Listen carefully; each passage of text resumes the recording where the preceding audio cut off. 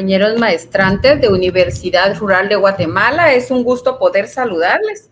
Les doy la más cordial bienvenida a nuestro curso de Historia Económica de Centroamérica. Nuestro curso tiene el código MFG 094 y asimismo también su respectivo correo, que es muy importante en cada uno de nuestros cursos, el cual es mfg094@urural.edu.gt. Es un gusto poder compartir con cada uno de ustedes en esta semana número 8. El tema que vamos a desarrollar es la encomienda y el repartimiento de indios. Ya hemos hablado de estos temas, pero es importante volver a enfocarnos a algunos aspectos que son fundamentales, mencionarlos cuando hablamos de historia. Mi nombre es Sonia Castillo y es un verdadero privilegio, como les digo, compartir con ustedes profesionales a este nivel, ¿verdad? Vamos a presentar el objetivo entonces de esta sesión de trabajo, el cual es explicar sobre las diferentes instituciones económicas coloniales a las que se le dio el nombre de repartimiento, así como también los elementos que intervenían en cada una de ellas. Vamos a hablar entonces y nos vamos a enfocar en este momento a lo que es la encomienda y el repartimiento.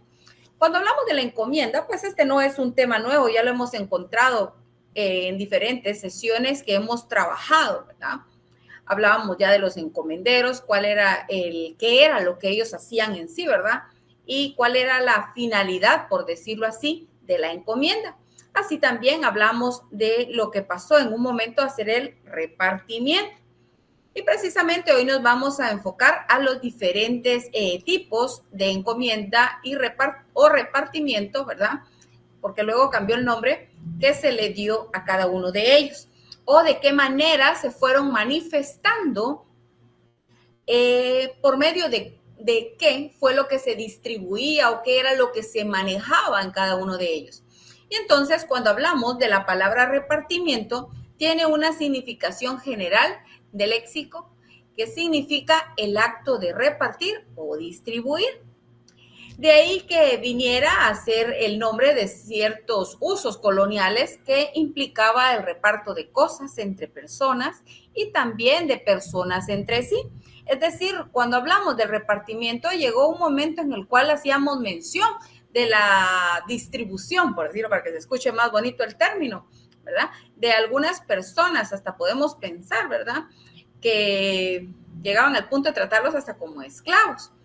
Pero no nos referimos únicamente cuando hablamos del repartimiento solo a personas, sino que hablamos también de otras, podemos decir, de otros elementos que son fundamentales y que es importante mencionar en lo que respecta a lo que es la historia económica de Centroamérica. Y entonces, cuando hablamos de los usos que configuraron relaciones de producción y que fueron motivo de normación legal, ¿verdad? Cuando llega el momento y ya se establecen algunos aspectos que, por decirlo así, no se puede hacer de forma incorrecta, sino que están ya como que establecidos y por lo tanto, entonces hay que respetar estos procedimientos, por decirlo así. Vamos entonces a hablar de que existieron 5 instituciones, o podemos decir, ¿verdad?, en esta bibliografía consultada, hemos podido encontrar 5 instituciones económicas coloniales a las que se les dio el nombre de repartimiento. Pero ustedes saben que, como su nombre lo dice, la historia puede ser que surja en un determinado momento y alguien diga, no, mire, también se dio esto y también se le atribuye el nombre de repartimiento. Pero según las bibliografías consultadas, pues es lo que les presentamos. Y entonces, cuando hablamos del primer repartimiento, este surgió ligado a la primitiva encomienda y fueron una sola institución. Es decir, que el capitán de la conquista, con facultades reales que tenía, repartía y encomendaba indios entre los conquistadores y entre los primeros colonos que lo solicitaban. ¿Para qué era? Para su servicio, ¿verdad? No eran para tenerlos o colocarlos en un lugar especial. Al contrario, era para aprovechar. a cada uno de estos para, qué sé yo, ubicarlos donde era necesaria esa mano de, pensemos así, esa mano de obra. Esto en relación al primer repartimiento, cuando hablamos precisamente de esa distribución, aunque su nombre o el término que se utiliza no es, o sea, tan agradable escucharlo, pero era el repartimiento, en este caso, de los indios. Este primitivo repartimiento consistía entonces en lo siguiente, por ejemplo, los indígenas repartidos, todas esas personas que tenían a su disposición, ¿verdad? Ellos pertenecían, por decirlo así, a los poblados estos, en los cuales, ¿verdad? Llegaron los diferentes, se puede decir, ¿verdad? Los conquistadores a esos espacios. Ellos permanecían ahí, en sus poblados, pero al beneficiario les repartían y encomendaban los indios de uno o de más poblados, quienes por ese acto quedaban obligados a tributarle en bienes y en trabajo. Esto lo mencionamos también en su momento, en el cual ellos estaban, por decirlo, a disposición de estas personas. Y entonces ellos sabían que de qué forma les iban a ordenar o los iban a distribuir para poder aprovechar esa mano de obra, y de esa manera lo hacían.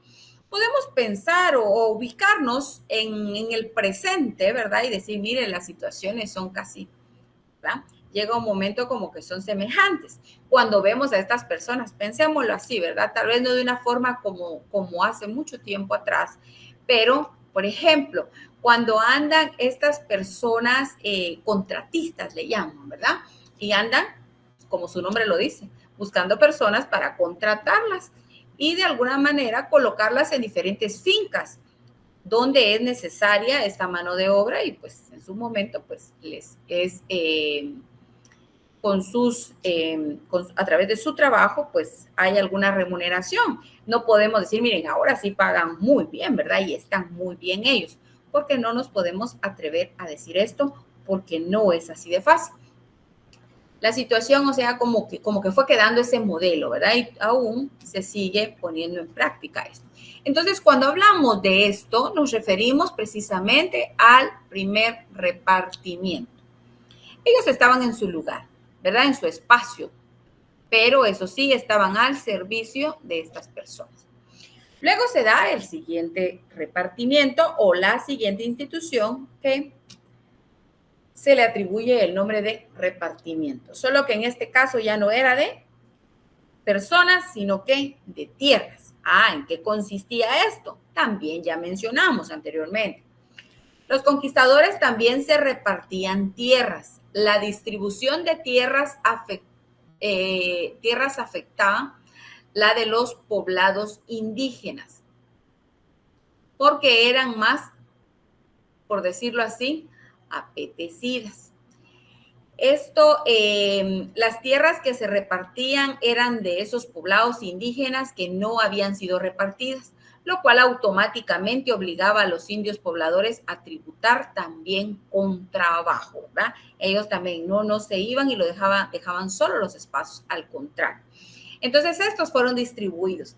Llegó un momento, me recuerdo no me recuerdo en qué sesión exactamente, ¿verdad?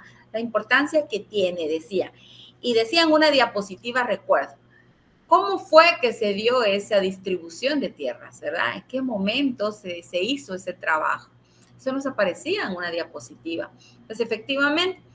Entonces, cuando hablamos de esto, lo relacionamos con esto, ¿verdad? El repartimiento de las tierras. No era de quién son, ¿verdad? Y vamos a preguntar, no, simplemente se tomaron y luego eran las que se daban de alguna forma para que fueran trabajadas. Los obligaban, ¿verdad?, a poder trabajar. Y de lo contrario, pues se quedaban sin nada. Luego está otro tipo de repartimiento y es el feudal. ¿En qué consiste este? Pues ante el consejo al rey por parte del obispo Francisco Marroquín, relacionado con la holgazanería de los indios, porque según los conquistadores, los indios, ¿verdad?, tenían esa mala fama de ser holgazanes, ¿verdad?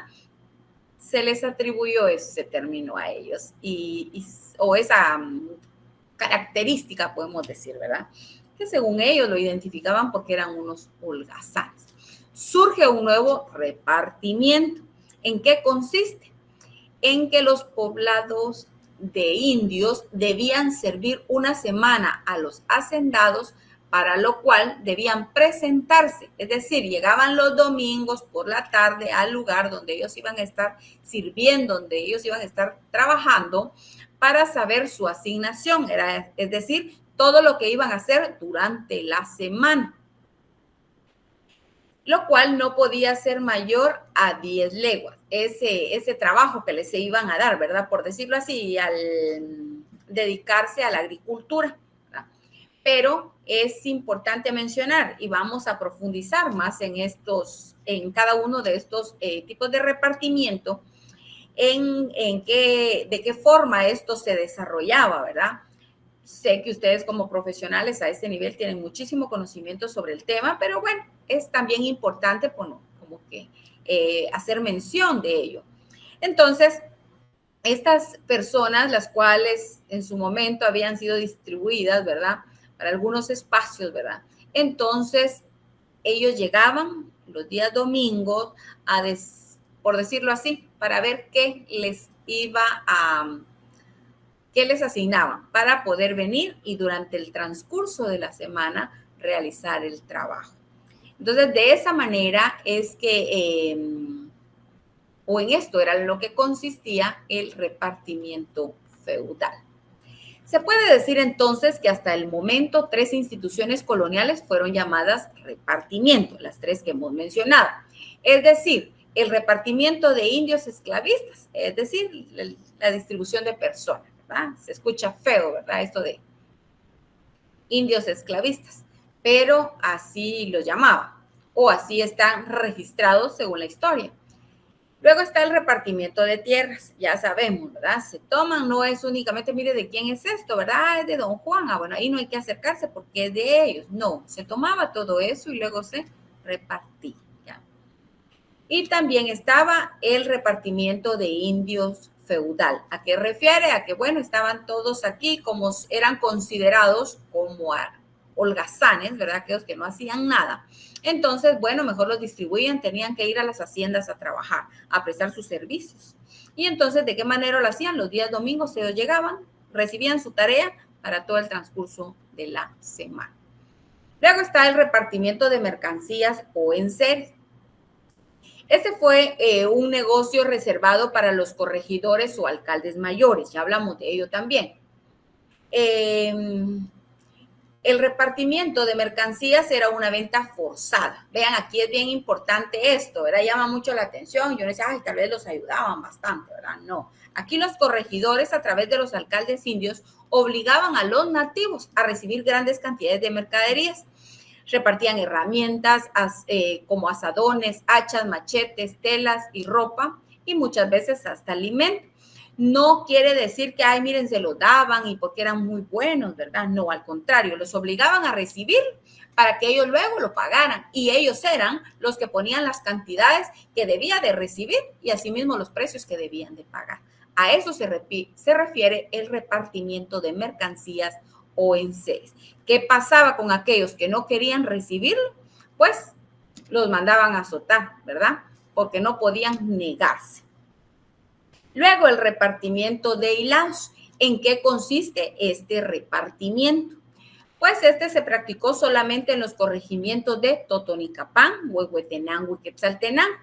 Los corregidores compraban grandes cantidades de algodón en Mota, en Mazatenango, en Retaluleu, y los repartían en todos los pueblos que tenían bajo su jurisdicción, con el apoyo de los alcaldes indios, quienes también tenían algún beneficio. Aquí vamos a profundizar bastante también. Cuando hablamos de ello, nos referimos, bueno, a las mujeres les entregaban una cantidad de algodón, ¿verdad? Pero así por decirlo así, no procesado, ¿verdad? Y ellas se encargaban de trabajar. Y entonces, les entregaban una cierta cantidad y lo pesaban. Al momento que ellas tenían que entregar, tenía que tener el mismo peso. Y de no ser así, entonces les cobraban a ellas del dinero que les iban a pagar por el trabajo que hacían, el faltante, por decirlo. Y así era la situación, tan complicada. Compañeros y compañeras, con esto concluimos con nuestra sesión de trabajo. Es un gusto poder compartir con ustedes y nos vemos en nuestra próxima sesión de trabajo.